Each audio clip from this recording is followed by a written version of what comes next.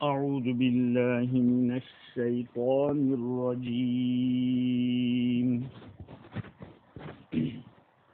بسم الله الرحمن الرحيم. إنا أنزلناه قرآنا عربيا لعلكم تعقلون. نحن نقص عليك أحسن القصص بما أوحينا إليك هذا القرآن وإن كنت من قبله لمن الغافلين. صدق اللہ العظیم. بزرگوں،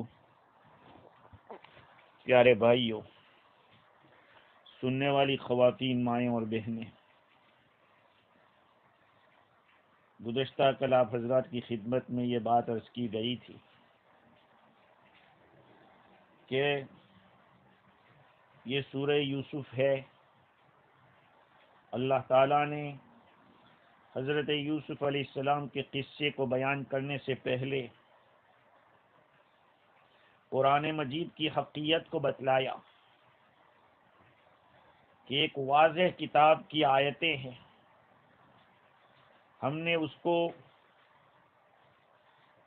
عربی زبان کے اندر جمع کیا ہوا نازل کیا ہے تاکہ تم لوگ سمجھو. ہم آپ کے سامنے وحی کے ذریعے بہترین قصہ بیان کرتے ہیں.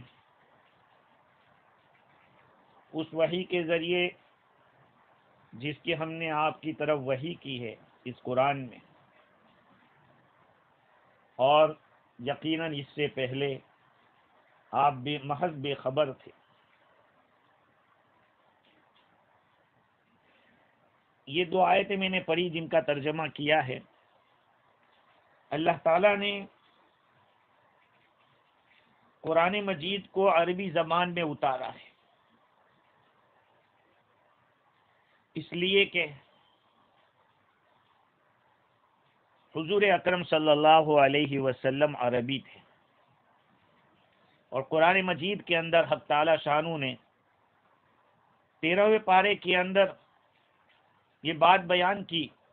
وَمَا أَرْسَلْنَا مِن رَّسُولٍ مِّن قَبْلِكَ وَمَا أَرْسَلْنَا مِن رَّسُولٍ إِلَّا بِلِسَانِ قَوْمِهِ لِيُبَيِّنَ لَهُمْ. ہم نے جس کسی رسول کو بھیجا اپنی قوم کی زبان کے ساتھ بھیجا ہے. وحی اللہ تعالیٰ نے عربی کے اندر نازل فرمائی. حضور صلی اللہ علیہ وسلم عربی تھے تو آپ کے لیے اپنی قوم کو سمجھانا آسان، چونکہ قرآن مجید کے سب سے پہلے مخاطب جن سے کلام کیا گیا انسانوں میں وہ عرب حضرات تھے، اور اللہ تعالیٰ نے ہر نبی کو اپنی قوم کی زبان کے ساتھ اتارا، نبی بنا کر بھیجا. اس لیے اللہ تعالیٰ نے فرمایا کہ ہم نے اس قرآن کو عربی زبان کے اندر اتارا ہے. اس مقام پر مولانا عبدالباجد دریابادی رحمۃ اللہ علیہ نے لکھا ہے کہ عربی کے دو معنی ہیں. ایک معنی ہے فصیح، کلیئر، چونکہ کلمہ عرب وہ افصح اللغات ہے، تمام زبانوں کے اندر سب سے زیادہ فصیح، وسیع معنی والی اور بہت زیادہ وضاحت والی، مفہوم کو اچھی طرح سے ادا کرنے والی، دلوں کے اندر بیٹھنے والی اگر کوئی زبان ہے تو وہ عربی ہے.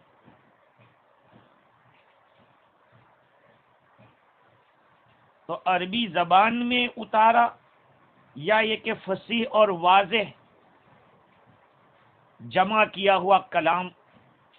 ہم نے اتارا، قرآن کو اتارا اس حال میں کہ وہ فصیح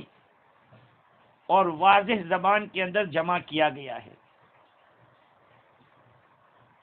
لعلکم تعقلون۔ حافظ ابن کثیر رحمۃ اللہ علیہ نے یہ بات بیان فرمائی، جس کو علامہ عثمانی رحمۃ اللہ علیہ نے بھی نقل کیا ہے کہ انزل اشرف الکتب باشرف اللغات علی اشرف الرسل بسفارت اشرف الملائکہ وکان ذلک فی اشرف بقاع الارض وابتدأ انزالہ فی اشرف شہور السنۃ وہو رمضان۔ تمام کتابوں میں سب سے زیادہ اشرف قرآن مجید وہ نازل کیا گیا، تمام زبانوں میں اشرف زبان عربی میں، تمام رسولوں میں سب سے زیادہ اشرف محمد عربی صلی اللہ علیہ وسلم پر، تمام فرشتوں میں سب سے زیادہ اشرف فرشتے حضرت جبرائیل علیہ السلام کی سفارت سے، اور وہ بھی زمین کے اندر سب سے زیادہ جو اشرف علاقہ تھا یعنی مکہ مکرمہ، حجاز مقدس، اور اس کے نزول کی ابتدا بھی تمام سال کے مہینوں کے اندر بابرکت مہینہ جو رمضان ہے اس میں اس کے نازل کرنے کی ابتدا ہوئی، یعنی کمال ہی کمال، ہر اعتبار سے اللہ رب العزت نے اس کلام پاک کو نازل فرمایا۔ انا انزلناہ قرآنا عربیا، عربی زبان، یہ عرب کی طرف منسوب ہے اور یہ بہت پرانی زبان ہے۔ ابن عساکر نے عبداللہ ابن عباس رضی اللہ تعالی عنہما کے حوالے سے تاریخ کے اندر روایت نقل کی کہ آدم علیہ السلام جب جنت میں تھے تو آپ کی زبان عربی تھی، جب آپ نے اس شجر ممنوعہ کو کھا لیا، جو دانہ کھانے کو منع کیا تھا اس کو کھا لیا، تو پھر آپ نے سریانی زبان میں بولنا شروع کیا، پھر جب آپ نے توبہ کی تو پھر اللہ تعالیٰ نے ان کو پھر وہ زبان عربی عطا فرمائی۔ عبد الملک ابن حبیب فرماتے، جس کو علامہ آلوسی بغدادی نے نقل کیا، کہ سب سے پہلی زبان جس کو لے کر آدم علیہ السلام جنت سے زمین پر اترے تھے وہ عربی تھی، یہاں تک کہ ایک لمبا زمانہ گزر گیا تو اس زبان کے اندر بہت زیادہ تبدیلیاں آ گئی اور پھر وہ سوریانی ہو گئی۔ یہ سوریا کی زبان کی، جس کو ہم لوگ سیریا کہتے ہیں، سوریا، اس زبان کی طرف منسوب کر کے اس کو سوریانی کہتے ہیں۔ حضرت نوح علیہ السلام کی قوم کے ڈوبنے سے پہلے اس جزیرے کے اندر حضرت نوح علیہ السلام اور ان کی قوم واقع تھی، اور یہ زبان جو سریانی تھی وہ عربی کے کچھ ساتھ مشابہت رکھتی تھی، لیکن اس میں بہت ساری چینجنگ آ گئی تھی۔ اور دوسری بات یہ ہے کہ جب حضرت نوح علیہ السلام کی کشتی کے اندر جتنے لوگ بیٹھے تھے ان میں ایک ہی آدمی تھا جس کو جرہم کہا جاتا تھا، ان کی زبان عربی تھی۔ جب وہ کشتی سے نکلے تو انہوں نے ارم بن سام نے ان کی بیٹیوں میں سے کسی بیٹی کے ساتھ نکاح کر لیا، اس لیے ارم بن سام کی اولاد کے اندر عربی زبان آ گئی۔ اس زبان کو اللہ رب العزت نے بڑی طاقت بخشی ہے۔ چنانچہ علامہ آلوسی بغدادی رحمۃ اللہ علیہ لکھتے ہیں کہ دانشور اور باخبر آدمی کے سامنے یہ بات مخفی نہیں ہے کہ عربی زبان بہت ہی زیادہ لطائف والی ہے، اس کے معنی کے اندر لطائف ہے، اور اس کے اندر بہت سارے دقیق باتیں ہیں کوئی اور زبان اس کا حق ادا نہیں کر سکتا۔ بعض حضرات نے کہا کہ عربی کے قریب قریب فارسی زبان بھی ہے، لیکن وہ مقام جو عربی کو حاصل ہے وہ فارسی کو حاصل نہیں ہے۔ حضرت جابر رضی اللہ تعالیٰ عنہ روایت کرتے ہیں، جس کو آلوسی بغدادی علیہ الرحمٰن نے نقل کیا، کہ حضور اکرم صلی اللہ علیہ وسلم نے اس آیت کو تلاوت فرمایا، اِنَّا أَنزَلْنَاهُ قُرْآنًا عَرَبِيًّا، ہم نے قرآن کو عربی واضح زبان میں اتارا۔ پھر حضور نے فرمایا کہ حضرت اسماعیل علیہ السلام کو عربی زبان کا الہام ہوا تھا، اللہ تعالیٰ نے ان کے دل میں یہ زبان ڈال دی تھی، اور سب سے زیادہ اچھی فصیح زبان اگر کسی نے بولنا شروع کی تو وہ حضرت اسماعیل علیہ السلام ہے، جس کو علامہ شیرازی نے اپنی کتاب الالقاب کے اندر نقل کیا۔ حضرت اسماعیل علیہ السلام 14 سال کی عمر کے تھے اور بہترین عربی بولتے تھے، جس کو خالص عربی کہا جائے۔ اور بعض حفاظ نے یہ بات نقل کی کہ یہ جو عربی زبان قرآن مجید اترا ہے وہ قریش کی عربی زبان ہے، ورنہ مطلق عربی زبان تو اسماعیل علیہ السلام کے زمانے سے پہلے بھی تھی، اور وہ حمیر اور قحطان ان لوگوں کی زبان تھی۔ ابو عمرو بن علا کا کہنا یہ ہے کہ جو خالص عرب ہے وہ حضرت اسماعیل علیہ السلام کی اولاد ہے، مگر حمیر اور کچھ قبیل اور جرہم کے کچھ بقایا جو جن کے ساتھ حضرت اسماعیل علیہ السلام کا رہنا ہوا اور ان کی سسرال بھی بنی، ان کے اندر انہوں نے شادی کی، تو یہ عربی زبان بہت ہی اہم زبان ہے اور اس کی بڑی قیمت ہے۔ روایات میں اس کا تذکرہ آیا، حتیٰ کہ حافظ ابن تیمیہ رحمۃ اللہ علیہ فرماتے ہیں، امام ابو یوسف رحمۃ اللہ علیہ کے حوالے سے انہوں نے نقل کیا کہ جو آدمی عربی زبان پر قدرت رکھتا ہو تو اس کو بغیر حاجت کے، بغیر کسی ضرورت کے دوسری زبان کے اندر بات کرنا مکروہ ہے، پسندیدہ نہیں ہے۔ یہاں تک کہ معراج الدرایا کے حوالے سے علامہ آلوسی بغدادی رحمۃ اللہ علیہ نے لکھا کہ جو آدمی قرآن مجید کو پڑھتا ہے یا لکھتا ہے دوسری زبان کے اندر، وہ پاگل ہے یا وہ بے دین ہے، اور جو پاگل ہوتا ہے اس کا علاج کیا جاتا ہے،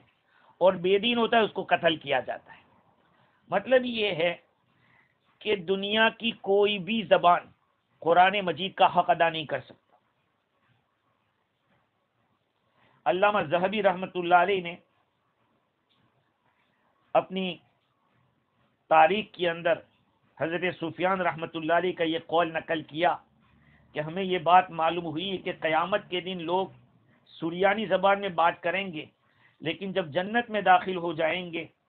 تو پھر عربی زبان میں بات کرنا شروع کر دیں گے۔ اور عربی زبان کی فضیلت کے لیے نبی اکرم صلی اللہ علیہ وسلم کا یہ ارشاد کافی ہے۔ حضرت عبداللہ ابن عباس رضی اللہ تعالی عنہما نقل کرتے ہیں کہ آقا صلی اللہ علیہ وسلم نے فرمایا کہ احب العرب لثلاث، تم عرب حضرات سے محبت کرو 3 وجہ سے، لأنی عربی والقرآن عربی وکلام اہل الجنت عربی، میں عربی ہوں اور قرآن عربی زبان میں ہے، جنت والوں کا کلام عربی زبان میں ہوگا۔ اور ایک روایت روح البیان کے اندر یہ نقل کی، حضرت جابر رضی اللہ عنہ مرفوعا نقل کرتے ہیں کہ اذا ذلت العرب ذل الاسلام، عرب جب ذلیل ہو جائیں گے تو پھر عالم اسلام پورے سارے مسلمان ذلیل ہو جائیں گے۔ اور دوسری ایک روایت روح البیان ہی میں ہے کہ حضور اکرم صلی اللہ علیہ وسلم نے ارشاد فرمایا کہ ان لواء الحمد یوم القیامت بیدی، کل قیامت میں حمد کا جو جھنڈا ہوگا وہ میرے ہاتھ میں ہوگا۔ وَإِنَّ أَقْرَبَ الْخَلْقِ مِنْ لِوَائِي يَوْمَئِذٍ الْعَرَبُ، اور اس دن میرے جھنڈے کے اندر سب سے زیادہ قریب وہ لوگ ہوں گے، مخلوق میں سب سے زیادہ قریب وہ لوگ ہوں گے جو عرب ہیں۔ تو خلاصہ کلام یہ ہے کہ عربی زبان ایک بہت ہی پاورفل زبان ہے، اور نبی اکرم صلی اللہ علیہ وسلم بھی بہت ہی زیادہ فصیح یعنی بہت اچھی عربی بولتے تھے۔ ایک مرتبہ حضرت عمر بن خطاب رضی اللہ تعالی عنہ نے نبی اکرم صلی اللہ علیہ وسلم سے عرض کیا کہ اللہ کے رسول ما لک افصحنا، کیا بات ہے کہ آپ ہم میں سب سے زیادہ فصیح ہے؟ ولم تخرج من بین اظہرنا، آپ تو ہمارے بیچ میں سے تو کہیں گئے نہیں، یعنی کہ یونیورسٹی میں پڑھنے گئے ہو یا کسی اور استاد کے پاس سیکھنے کے لیے گئے ہو، آپ تو پورے بچپن سے ہمارے سامنے تھے، تو آپ نے سیکھا کیسے؟ آپ صلی اللہ علیہ وسلم نے فرمایا کہ کانت لغت اسماعیل، حضرت اسماعیل علیہ السلام کی جو فصیح عربی زبان تھی وہ مٹ گئی تھی، تو حضرت جبرائیل علیہ السلام میرے پاس لائے، فحفظنیہا فحفظتہا، اور انہوں نے مجھے یاد کرایا تو میں نے اس کو یاد کر لیا۔ تو یہ ہے اللہ رب العزت نے قرآن مجید کو عربی زبان میں اتارا ہے۔ اب سوال یہ ہوتا ہے کہ بھئی عربی زبان میں ہے تو کیا قرآن میں کوئی غیر عربی لفظ نہیں ہوگا؟ امام شافعی رحمۃ اللہ علیہ اور ابن جریر، ابو عبیدہ اور قاضی ابو بکر فرماتے ہیں کہ قرآن کو جب عربی کہا ہے تو اس میں کوئی غیر عربی شبد نہیں ہوگا، کوئی غیر عربی لفظ نہیں ہوگا۔ بعض حضرات نے کہا ہے کہ غیر عربی ہو سکتے ہیں، جیسے کہ خود یوسف کا لفظ، یہ سورہ یوسف میں جو یوسف لفظ ہے وہ غیر عربی ہے، اور بھی بہت سارے لفظ ہیں، لیکن چونکہ یہ قرآن میں آ گئے، عربی میں استعمال ہونے لگے، تو اب وہ غیر عربی نہیں رہے، عرب حضرات نے اس کو استعمال کرنا شروع کر دیا۔ لیکن پھر بھی ہم لوگوں کو ایک بات سمجھنے کی ضرورت ہے کہ ہم مسلمان اپنی اولاد کے نام رکھتے ہیں تو عربی کے بجائے انگریزی رکھتے ہیں، جیسے کہ اسحاق ہے، تو یا ایک آدمی نے کی جو بہو تھی اس نے کہا کہ ہمارے بیٹے کا نام آئزیک رکھنا، مجھے کہا گیا، میں نے کہا آئزیک مت رکھو، اسحاق رکھو، یہ قرآن کا نام، وہی معنی ہے، وہی لفظ ہے، لیکن یہ انگریزی لفظ ہے آئزیک، اس کو کوئی اسحاق، یعقوب کو جوکب کہتے، داؤد کو ڈیوڈ کہتے، پتہ نہیں کیا جو انگریزی نام ہے۔ ہم مسلمان ہو کے بھی انہی ناموں کو اختیار کرتے ہیں، حالانکہ یہ ایک قسم کی مرعوبیت ہے، یہ ایک بہت ہی بڑا مرض ہے کہ ہم لوگ عربی ناموں کو اختیار کرنے کے بجائے غیر عربی ناموں کو استعمال کرتے ہیں۔ خیر، تو غیر عربی زبان کے الفاظ قرآن مجید میں آئے ہیں، اور آنے کی وجہ سے قرآن کی عربیت کے اوپر کوئی فرق نہیں پڑتا ہے، اس لیے کہ جب یہ ٹرانسفر ہو گئے اس زبان کے اندر، تو ٹرانسفر ہونے کے بعد تو وہ ویسے ہی سمجھے جائیں گے جس زبان کے اندر اس کو استعمال کیا گیا ہے، پھر اس لیے اس کے اوپر کوئی اعتراض نہیں ہو سکتا۔ اللہ تعالیٰ فرماتے ہیں کہ ہم نے اس کو عربی زبان میں اتارا ہے تاکہ تم لوگ سمجھو، تم سمجھو گے تو دوسروں کو سمجھا پاؤ گے، اس لیے تمہاری ہی زبان میں قرآن کو اتارا ہے۔ اللہ تعالیٰ نے لعلکم کا لفظ، لعل کا لفظ استعمال فرمایا۔ عربی زبان میں جیسے لعل کا لفظ شک کے لیے ہوتا ہے، شاید کے معنی میں آتا ہے، اور اللہ تعالیٰ کے کلام میں ایسی بات تو ہوتی نہیں کہ شاید واحد، یہ تو شک کی بات ہے، تو کیا ہوگا لعل کا ترجمہ؟ بعض حضرات نے کہا کہ ہم نے عربی زبان میں قرآن کو اتارا تاکہ تم لوگ سمجھو، شاید کے سمجھو کا ترجمہ نہیں، تاکہ تم سمجھو، کیونکہ اللہ تعالیٰ کے اوپر شک محال ہے۔ اللہ تعالیٰ نے جس ارادے کے لیے نازل فرمائے اس کو بتلایا ہے کہ تمہارے سمجھنے کے لیے ہم نے اتارا ہے۔ مفتی شفیع صاحب رحمۃ اللہ علیہ نے یہ بات بیان فرمائی کہ اگر لعل کو شاید ہی کے معنی میں رکھو تب بھی کوئی فرق نہیں پڑے گا، اس لیے کہ جس قوم کے ساتھ خطاب ہوا ہے، آپ جانتے ہیں کہ یہودیوں نے حضور اکرم صلی اللہ علیہ وسلم سے یہ قصہ پوچھا تھا، اور یہود عربی جانتے تھے، تو اشارہ اس بات کی طرف کیا کہ یوسف علیہ السلام کا قصہ تم پوچھ رہے ہو، ہم عربی میں ہی اس کو اتارتے ہیں تاکہ تم لوگ غور کریں، لیکن لفظ لعل کے ذریعے اشارہ کیا کہ تمہارا حال تو ویسا ہے کہ کتنی واضح دلیلیں اور کتنے آیات بینات لے آئیں، پھر بھی تم سے امید نہیں ہے، توقع نہیں ہے کہ تم قبول کرو، تمہارے حق کے قبول کرنے کی توقع مشکوک ہے، اس لیے اللہ رب العزت نے مخاطب کے حال کو سامنے رکھ کر لعلکم تعقلون کا لفظ استعمال فرمایا۔ علامہ عثمانی رحمۃ اللہ علیہ لکھتے ہیں کہ عربی زبان جو تمام زبانوں میں زیادہ فصیح اور وسیع اور منضبط اور پرشوکت ہے، اللہ تعالیٰ نے نزول قرآن کے لیے اسی زبان کو انتخاب کیا، جبکہ خود ہمارے نبی پیغمبر عربی ہیں، تو ظاہر ہے دنیا کے اس کے اولین مخاطب عرب ہوں گے، عرب کے ذریعے چاروں طرف روشنی پھیلے گی، تو اول یہ ان علوم کا مزہ کہا کہ تم چکھو اور پھر دوسروں کو چکھاؤ۔ ہاں، اللہ رب العزت نے عربی زبان کے اندر وہ ایک کشش رکھی ہے، وہ ایک پاور رکھا ہے اور ایک ایسی طاقت رکھی ہے کہ آدمی جب اس میں بات کرتا ہے تو مختصر الفاظ میں لمبی چوڑی بات کہہ جاتا ہے۔ اسی لیے یہ تجربے کی بات بتاتا ہوں کہ اردو زبان میں کتنے صفحات آدمی پڑھتا ہے تب جا کے تھوڑا کچھ ملتا ہے، لیکن عربی زبان کے اندر جو کتاب ہوگی ایک آدھ صفحہ پڑھو گے تو اس میں بہت ساری باتیں مل جائے گی۔ اب خود نبی اکرم صلی اللہ علیہ وسلم کی احادیث کو لے لیجئے، ایک ایک حدیث کے اوپر علماء کتنے کتنے بیانات کرتے ہیں، اور عربی زبان کو یقیناً جو شان و شوکت حاصل ہے اور کسی زبان کو حاصل نہیں ہے۔ آگے اللہ تعالیٰ فرماتے ہیں کہ نحن نقص علیک احسن القصص، ہم آپ کے سامنے بہترین قصہ بیان کرتے ہیں۔ اصل میں جو قصہ کا لفظ ہے وہ پیچھے پیچھے چلنے کے معنی میں آتا ہے، چونکہ جو قصہ کہتا ہے وہ اسی کے مطابق چلتا ہے جیسا واقعہ پیش آیا ہے، ہاں تب اس کو قصہ کہا جاتا ہے۔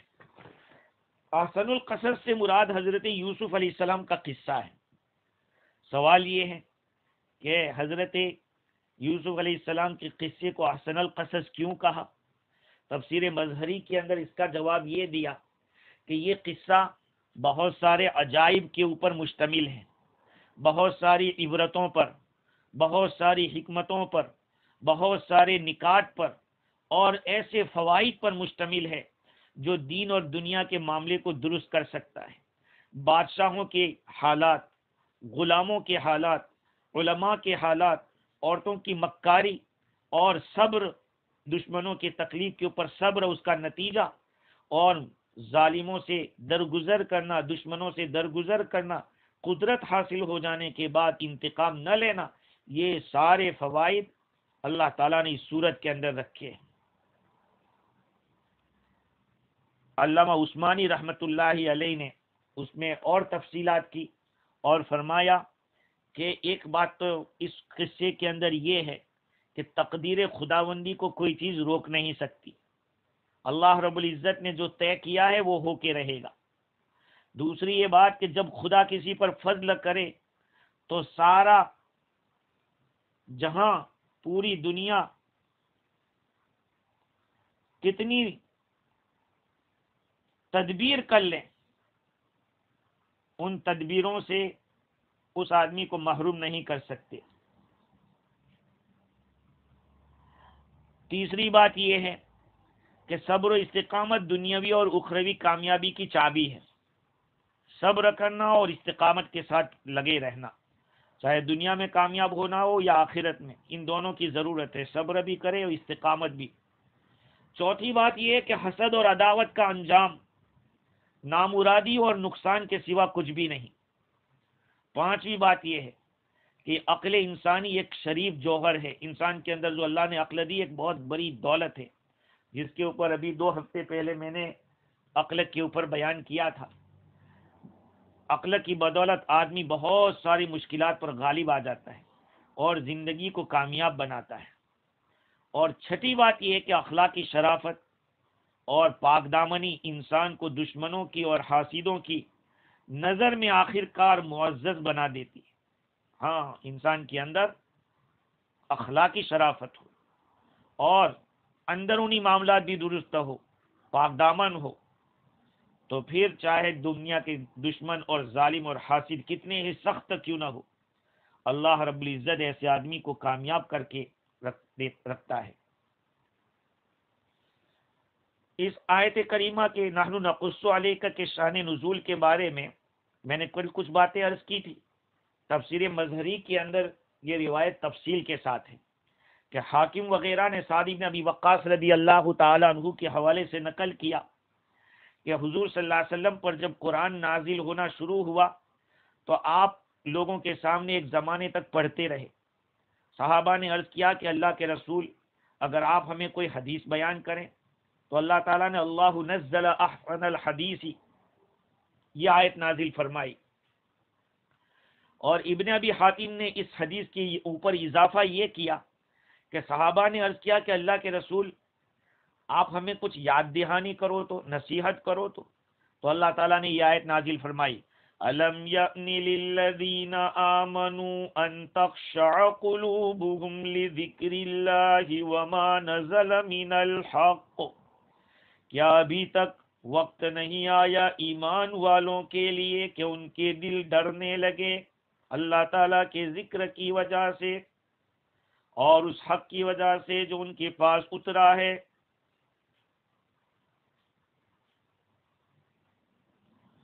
یہ آیت جب نازل ہوئی، ابن جریر فرماتے ہیں ابن عباس رضی اللہ تعالی عنہما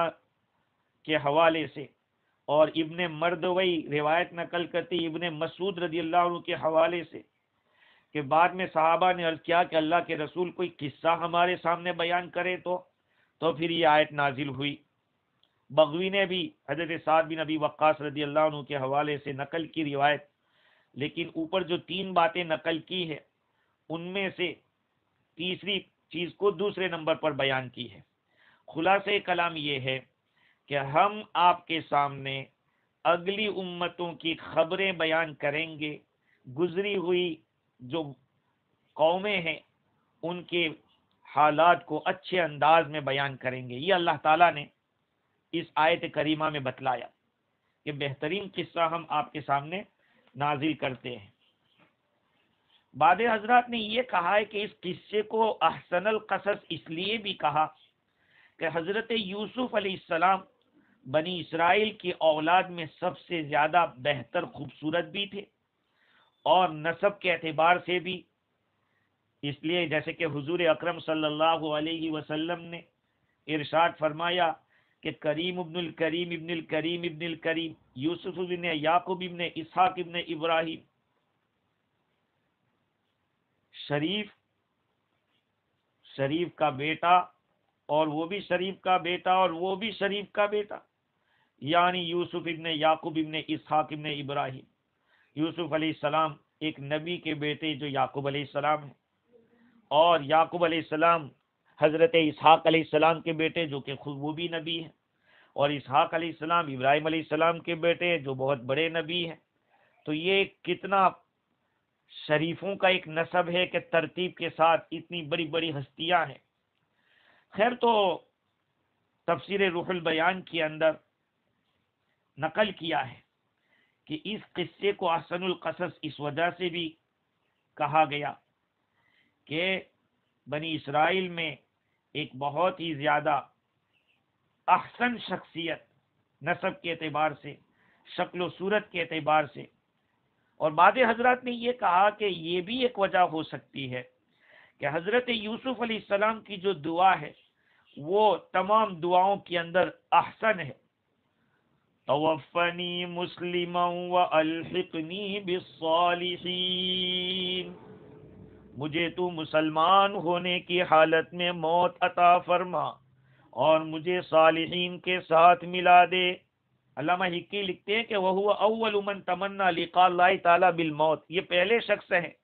جنہوں نے اللہ تعالیٰ سے موت کے ذریعے ملنے کی تمنا کی۔ حضرت یوسف علیہ السلام نے موت کی تمنا کی۔ غافلا از موت مہلت خواستن، عاشقاں گفتند نینے زود باش، غفلت میں پڑے ہوئے لوگ موت سے مہلت مانگتے ہیں کہ نہیں، ابھی نہیں، ابھی کچھ وقت رہنے دو، زندگی کچھ گزارنے دو، لیکن جو عاشق ہوتے ہیں وہ تو کہتے ہیں کہ نہیں نہیں، دیر مت کرو، جلدی کرو، کیونکہ اللہ سے ملنا ہے۔ دوسری بات یہ ہے کہ اس کو احسن القصص اس لیے بھی کہا کہ حضرت یوسف علیہ السلام کے جو نکاح ہوا ہے وہ بھی حسن التزویج ہے، کیونکہ آپ کی شادی کا جو واقعہ ہے اس میں فرقت بھی ہے، وصلت بھی ہے، غربت بھی ہے، اور محبت کا اظہار بھی ہے، کبھی ناراضگی بھی ہے، کبھی عاشق اور معشوق کا عشق بھی ہے، بہت ساری باتیں ہیں، اس لیے اس کو احسن القصص کہا۔ اور تفسیر روح البیان میں تعویلات نجمیہ کے حوالے سے یہ کہا کہ اس کو احسن القصص اس وجہ سے بھی کہا ہے کہ اس واقعے کو بہت زیادہ مناسبت اور مشابہت ہے انسان کے احوال کے ساتھ، ایک انسان کے اوپر کیا کیا حالات آتے ہیں، اور پھر حالات کے بعد رجوع الی اللہ، اور رجوع الی اللہ کے بعد وصول الی اللہ، اللہ تک پہنچ جانا، یہ ساری باتیں اس واقعے کے اندر آپ کو ملے گی۔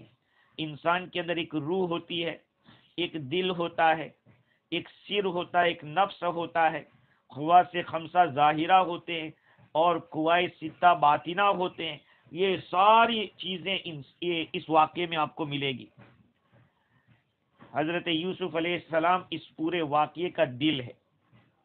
اور یعقوب علیہ السلام اس واقعے کی روح ہے، اور راحیل وہ نفس ہے، اور یوسف علیہ السلام کے جو بھائی ہیں وہ قوا ہیں، اور ہوا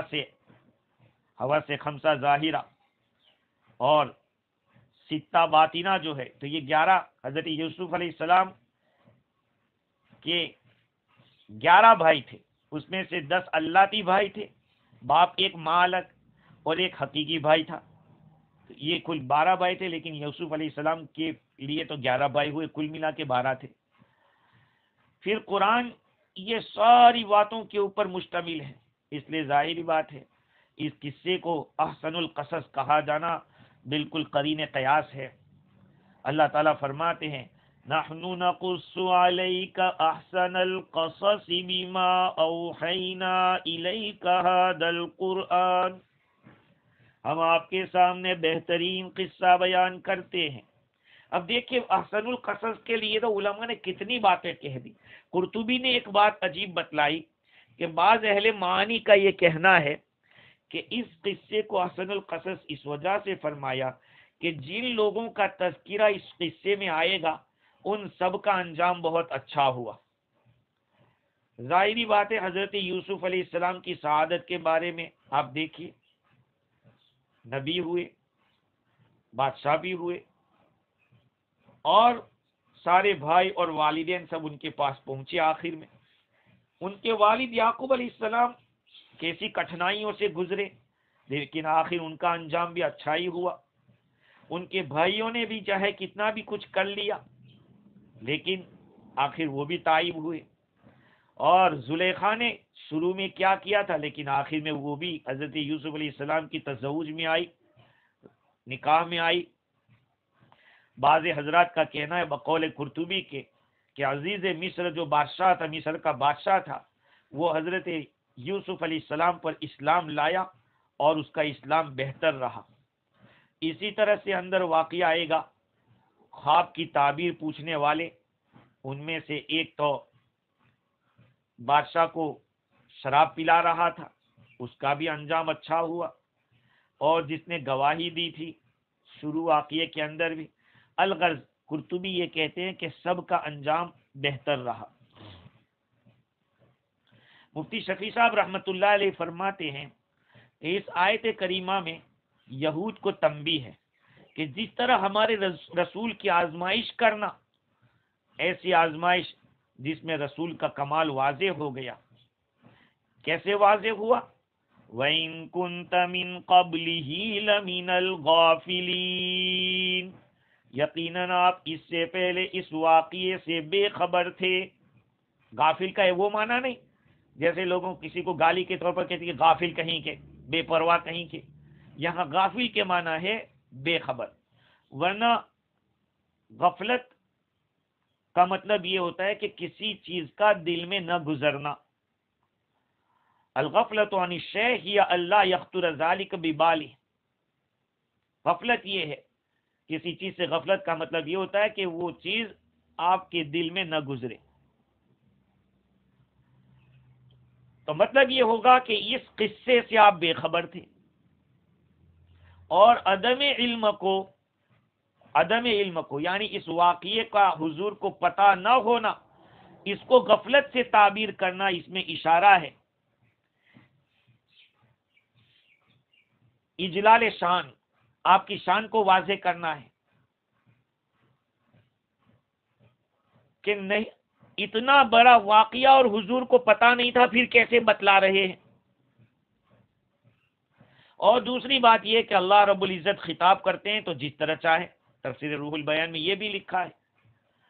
تو ایک مطلب یہ ہو سکتا ہے کہ آپ اس قصے سے بے خبر تھے، بلکہ وحی اور شریعت سے بھی بے خبر تھے. قرآن مجید میں ہے ما کنت تدری مل کتاب ولل ایمان ولكن جعلناه نورا نهدي به من نشاء من عبادنا. آپ نہیں جانتے تھے کہ کتاب کیا ہے اور ایمان کیا ہے، نہیں جانتے تھے، اللہ رب العزت نے آپ کو بتایا. خیر، خلاصہ کلام یہ ہے کہ اللہ رب العزت اب آگے چل کر حضرت یوسف علیہ السلام کا قصہ بیان کریں گے، لیکن یہاں آخر میں جو وَإِن كُنتَ مِن قَبْلِهِ لَمِنَ الْغَافِلِينَ کہا گیا، اس میں یہودیوں کو یہ بتلایا گیا کہ تاریخ عالم سے ہمارے نبی واقف نہیں تھے، وہ پہلے سے امی اور امی ہونے کے ساتھ تاریخ عالم سے ناواقف. اب اس واقفیت کا ذریعہ یعنی اس قصے کو بیان کر دینا سوائے اللہ کی تعلیم کے اور وحی کے اور کیا ہو سکتا ہے. اور یہ قصہ اس زمانے میں کوئی مشہور بھی نہیں تھا، یوسف علیہ السلام کا یہ تفصیلی قصہ، پھر بھی آپ صلی اللہ علیہ وسلم نے اس طرح سے بیان کیا کہ جس کے اندر بہت ساری باتیں تورات میں نہیں تھی اس کو بھی بیان کر دیا.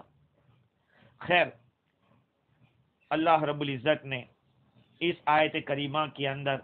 یوسف علیہ السلام کے قصے کو احسن القصص کہا ہے، اس لیے ہم لوگوں کو بھی دھیان سے سننا چاہیے کہ یہ احسن القصص ہمارے سامنے پیش ہوگا، اور ہر قصے کے ہر جز کے اندر کیا کیا گہرائیاں ہیں اور کیا کیا اس کے اندر لیسنز ہے، اور ان لیسن کو سن کر اپنی زندگی میں ہم ڈالنے کی کوشش کریں. اللہ تعالیٰ مجھے بھی اور آپ کو بھی علم نافع عطا فرماوے. وآخر دعوانا ان الحمد للہ رب العالمین.